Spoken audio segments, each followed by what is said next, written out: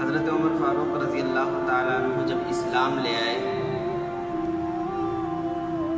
تو نماز کا وقت ہوا۔ اللہ کے نبی علیہ الصلوۃ والسلام نے صحابہ سے فرمایا کہ صحابہ نماز کی تیاری کریں۔ حضرت عمر فاروق رضی اللہ تعالیٰ عنہ چونکہ ابھی ایمان ہی لائے تھے تو اللہ کے نبی علیہ الصلوۃ والسلام سے آپ نے دریافت فرمایا کہ نماز کہاں پڑھیں گے؟ تو اللہ کے نبی علیہ الصلوۃ والسلام نے فرمایا کہ کہیں کسی کونے میں کسی سائیڈ میں چھپ کر ادا کریں گے۔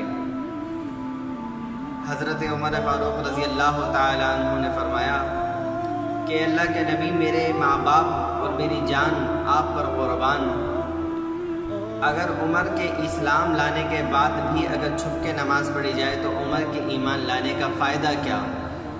عمر کے اسلام لانے کا فائدہ کیا؟ چنانچہ فرمایا کہ آج ہم بیت اللہ میں نماز ادا کریں گے۔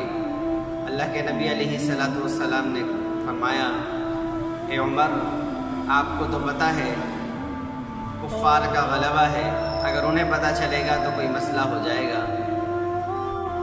تو حضرت عمر فاروق رضی اللہ تعالیٰ عنہ باہر نکلے اور گھوڑے پر سوار ہوئے اور مکہ کے چوکوں اور گلیوں میں چکر لگاتے ہوئے یہ کہنے لگے کہ میں آج محمد رسول اللہ صلی اللہ تعالیٰ علیہ وسلم کا کلمہ پڑھ کر غلام بن کر آیا ہوں، لہٰذا ہم نماز ادا کرنے کے لیے بیت اللہ میں جا رہے ہیں۔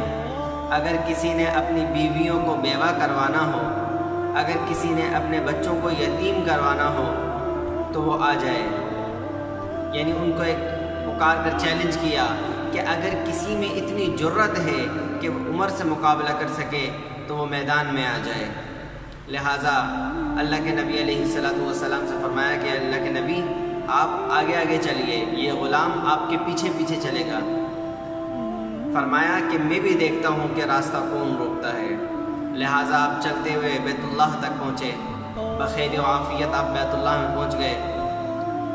تو خوشی کے مارے اللہ کے نبی علیہ الصلوۃ والسلام سے اس وقت آپ کی زبان سے اسلام کا اعلان، پہلا نعرہ تکبیر بلند ہوا جو اللہ کے نبی نے خود بلند کیا کہ اللہ اکبر۔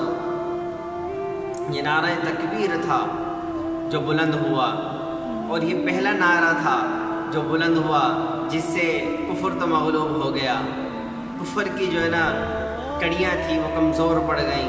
لہٰذا بیت اللہ میں داخل ہوئے، بیت اللہ کو بتوں سے پاک کیا اور نماز ادا کی تو بیت اللہ میں نماز پڑھ کر یہ بتلایا کہ عمر عمر ہے، عمر کی شان بہت نرالی ہے، عظیم ہے، بالا تر ہے۔ میں اور آپ حضرت عمر فاروق رضی اللہ تعالی عنہ جیسی ہستی سے نا واقف ہیں، وہ اس لیے کہ ہم ان حضرات کی سیرت کو نہیں پڑھتے، ہم ان حضرات کی سیرت کو نہیں پڑھتے۔ میرے نبی نے فرمایا کہ جس راستے سے عمر گزر جائے اس راستے سے شیطان نہیں گزرتا، اس راستے کو شیطان پار نہیں کرتا، بلکہ عمر کو دیکھ کر شیطان بھاگ جاتا ہے۔ تو عمر ایسی ہستی ہے کہ جس کو دیکھ کر شیطان بھاگ جاتا ہے۔ پچھلے دور میں عمر سے شیطان ڈرتا تھا، آج بھی عمر سے شیطان ڈرتا ہے۔ ان کا نام ہی اتنا دبدبے اور رعب والا ہے کہ عمر کا نام لیتے ہی ایک عظیم اپنے آپ کو بندہ محسوس کرتا ہے۔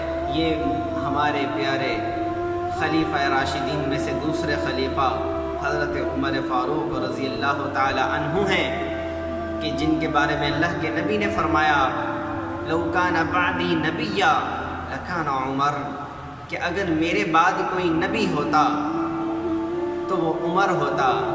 یعنی اللہ کے نبی نے فرمایا کہ اگر میرے بعد اللہ تعالی نبوت کا سلسلہ جاری فرماتے اور نبوت کا دروازہ بند نہ ہوتا تو میرے بعد اگر کسی کو نبی بنا کر بھیجتے تو وہ عمر کو بھیجتے، لیکن چونکہ میں خاتم النبیین ہوں، میرے بعد کوئی نبی نہیں، اس لیے نبوت کا دروازہ بند ہے، ورنہ عمر زیادہ مستحق تھا میرے بعد کہ وہ اس کو نبوت دی جائے۔ تو یہ حضرت عمر رضی اللہ تعالی عنہ کی شان ہے۔ اللہ کے نبی علیہ السلام نے حضرت عمر فاروق رضی اللہ تعالی عنہ کا مرتبہ بتلایا۔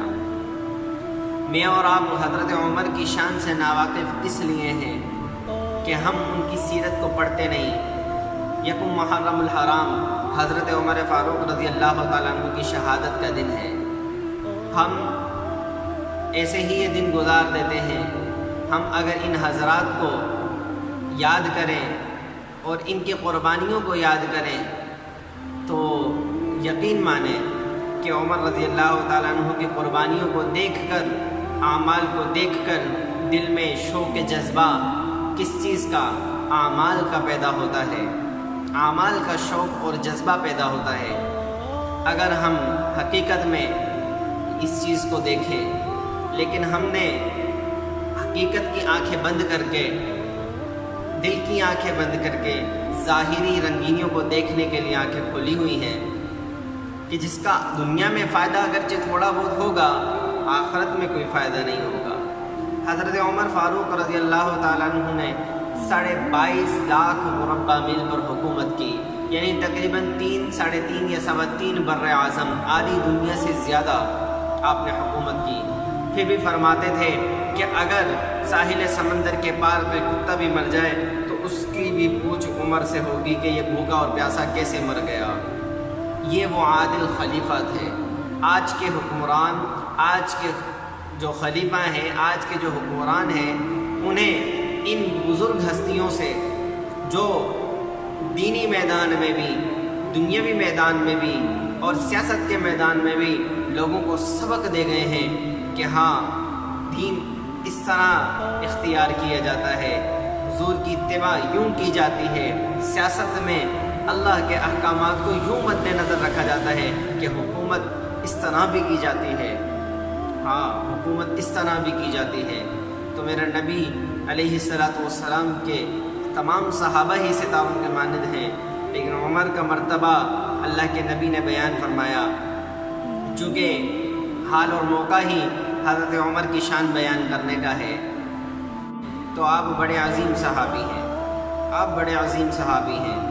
اللہ تعالیٰ سے دعا ہے کہ اللہ تعالیٰ ہمیں ان بزرگ ہستیوں حضرت عمر فاروق رضی اللہ تعالیٰ عنہ جیسی ہستیوں کی اتباع کی توفیق نصیب فرمائے اور مرتے دم تک ہمیں ان کا غلام بنا کے رکھے اور آخرت میں انہی کے قدموں میں ہمیں جگہ دے، کیونکہ یہ ایسی ہستیاں ہیں جنہوں نے حضور سے بالرسالت فیض حاصل کیا ہے اور یہ دکھلایا، یہ بتلایا کہ ہاں، عمر ہے۔